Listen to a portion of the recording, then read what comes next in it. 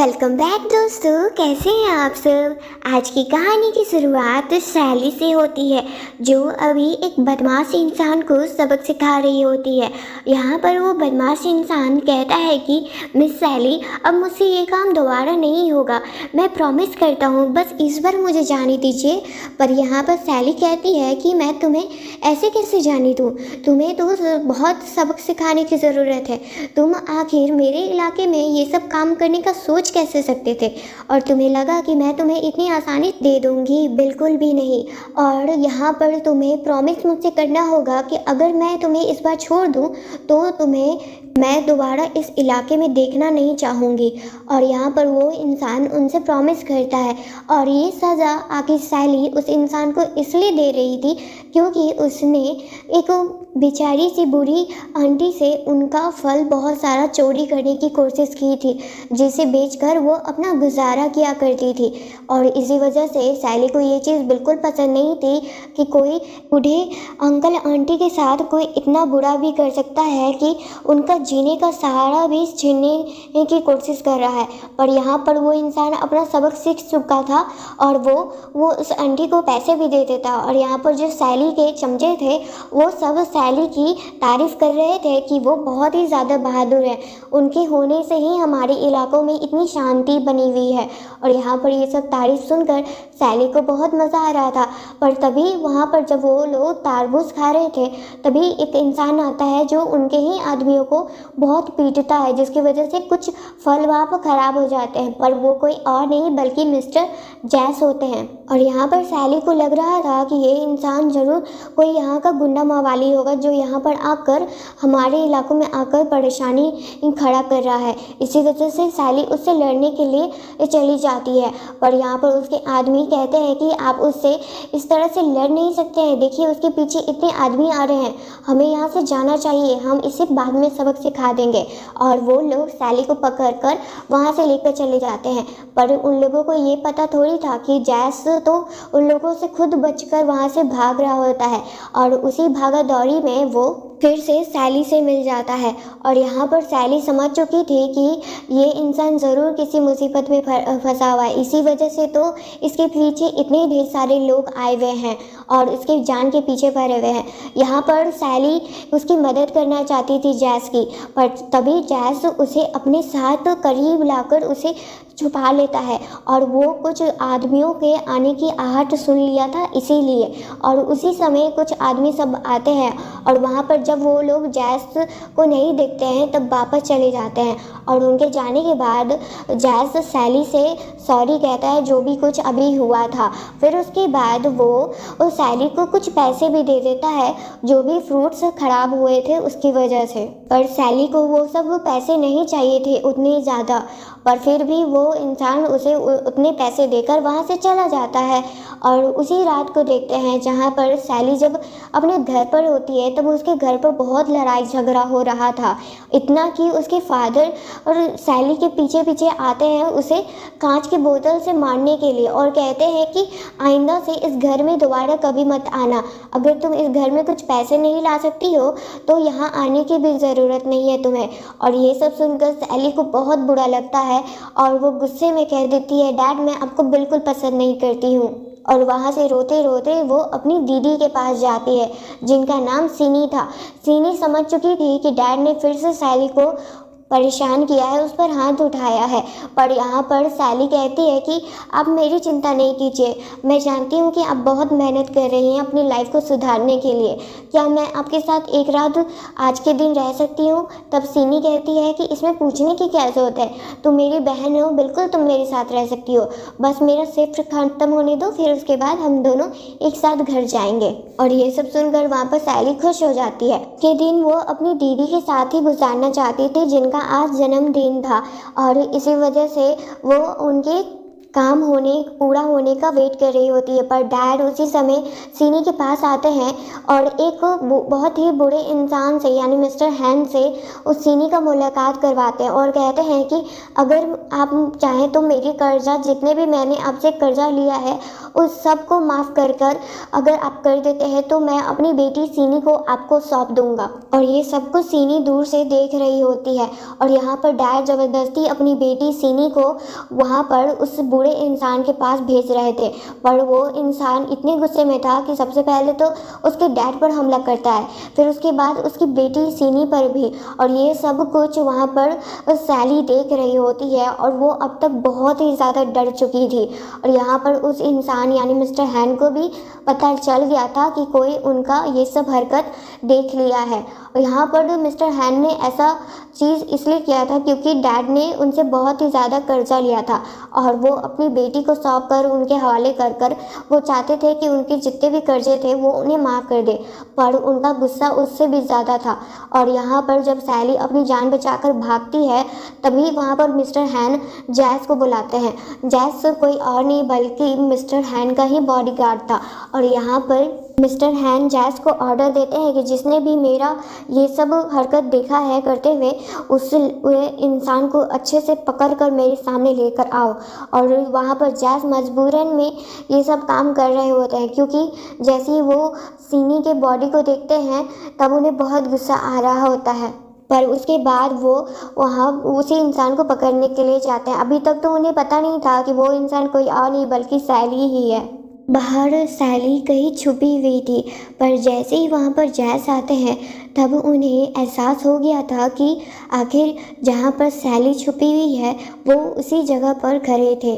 पर वो फिर भी कुछ नहीं कहते हैं। और जब उनके बॉस का कॉल आता है मिस्टर हैन का तब वहाँ पर जैस कहते हैं कि वो उनके हाथों से निकल कर है और इसी वजह से वहाँ पर सैली उस समय बच जाती है। फिर उसके बाद जब सैली अपने घर जाती है तब वहाँ पर पहले से ही कुछ गुंडे सब आ चुके थे सैली को खोजने के लिए। पर वहाँ पर सैली अब जा नहीं सकती थी। पर वहाँ एक चीज़ वो प्रॉमिस करती है कि वो अपनी बहन का बदला किसी भी हाल में लेकर रहेगी। इसी वजह से वो मिस्टर जैस का पीछा करती है और मिस्टर जैस उसे पकड़ लेते हैं और कहते हैं कि मेरे पीछे क्यों पड़ी हुई हो तुम और मेरा पीछा क्यों कर रही हो आखिर। जिस पर सैली वहाँ कहती है कि मेरे पास अब रहने के लिए कोई घर नहीं है तो क्या तुम मुझे रख सकते हो, नहीं तो मैं जानती हूँ कि तुम एक अच्छे इंसान हो क्योंकि तुमने ही मेरी जान बचाई है। और ये सब सुनकर वहाँ पर जैस को उस पर दया आ जाती है। इसी वजह से सैली को वो अपने घर पर लेकर आते हैं। यहाँ पर सैली जैस का घर देखकर थोड़ा हैरान थी क्योंकि उनका घर उन्हें बहुत अच्छा लग रहा था और बहुत सारे सवाल भी वो पूछती है जैस से, जिस पर जैस कहते हैं कि मैं तुम्हारे किसी भी सवाल का कोई जवाब नहीं देने वाला हूँ और वैसे भी बस मैं तुम्हें यहाँ पर इसलिए रख रहा हूँ क्योंकि मुझे तुम पर दया आ गई है और मेरा कोई भी दूसरा मोटिव नहीं है। और ये सब कहकर वो वहाँ से चले जाते हैं। पर सैली कहती है कि मैं यहाँ पर रहकर तुम्हारी मदद ज़रूर करूँगी और ये चीज़ उन्हें उस समय तो कुछ समझ में नहीं आती है। पर उसी रात को देखते हैं जहाँ पर जब सैली सो रही होती है तब जैस वहाँ पर आते हैं और ना जाने वो किस रीज़न से सैली का गला दबाने की कोशिश करते हैं पर वो बीच में ही रुक जाते हैं और अपने भाई का तस्वीर देखकर वो आगे नहीं बढ़ते। जैस को वही टाइम याद आ गया था जब उनके भाई इस दुनिया को उसी दिन छोड़कर जा चुके थे जिस दिन उनके पेरेंट्स का भी डेथ एनिवर्सरी था। और ये सदमा जैस के लिए बर्दाश्त से बाहर था क्योंकि इकलौते उनके फैमिली मेम्बर वो भी उन्हें हमेशा के लिए छोड़कर जा चुके थे और इसके पीछे कोई और नहीं बल्कि मिस्टर हैनी थे।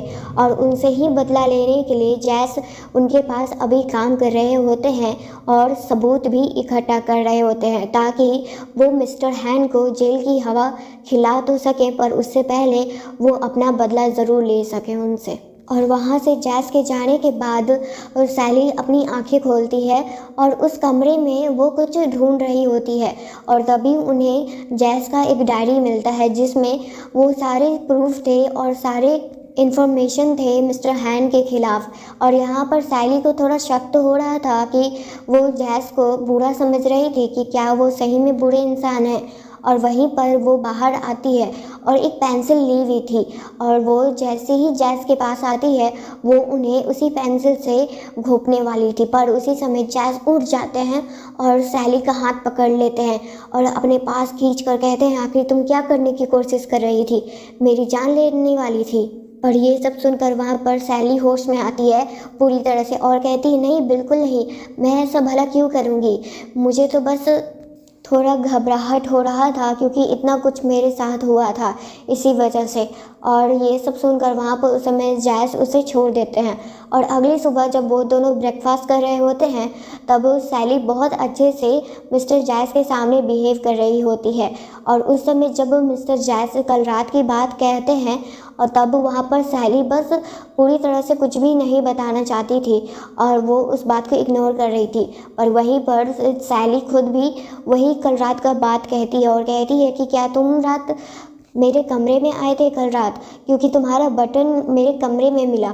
और ये सब सुनकर और वहाँ पर जैस थोड़ा नर्वस तो होते हैं पर वो ज़्यादा दिखाते नहीं हैं। और यहाँ पर सैली कहती है कि वो अब घर के काम करेगी और जिसमें उनकी हेल्प भी हो जाएगी क्योंकि वो उन्हें यहाँ पर रहने के लिए दिए हैं। फिर उसके बाद जैस अपने काम पर चले जाते हैं और सैली भी उनके पीछे जाने के लिए रेडी हो चुकी थी। और यहाँ पर सैली मिस्टर जैस के बारे में सब कुछ पता लगाना चाहती थी और इसी वजह से वो अपने दोस्तों की भी हेल्प लेती है।